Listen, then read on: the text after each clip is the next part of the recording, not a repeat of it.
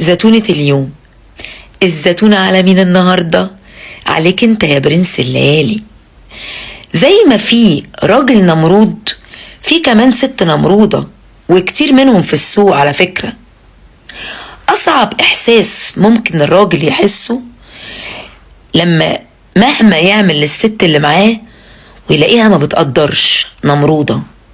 وكمان فوق ده الست الاعتمادية اللي كل حاجة رميها عليه عشان اتعودت ان هو بيعمل كل حاجة. الراجل اللي بيكفي بيته ومكفي مراته ومكفي ولاده ومكفي اهل مراته ومكفي اهله هو كمان، راجل زي الفل مش موجود منه كتير، اللي ما بيلاقيش وقت لنفسه، تعبان صحيا ونفسيا وجسديا كل حاجة.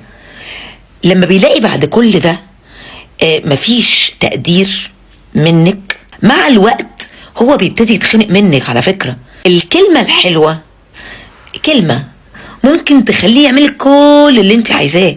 كلمة التقدير، زي ما انت تطلبي منه ان هو يقدرك، ان هو كمان ليه حق عليكي ان انت تقدريه، تعرفي قيمته. عشان اللي زي ده ما بقوش موجودين منه كتير خالص، اسمعي مني، ما بقوش موجودين. فبلاش تضغطي، عشان الضغط مع الوقت هيولد الانفجار. خلصت الكلام يا برنس الليالي، انت اللي عودتها على كده. المشكلة عندك انت، ولازم توقف.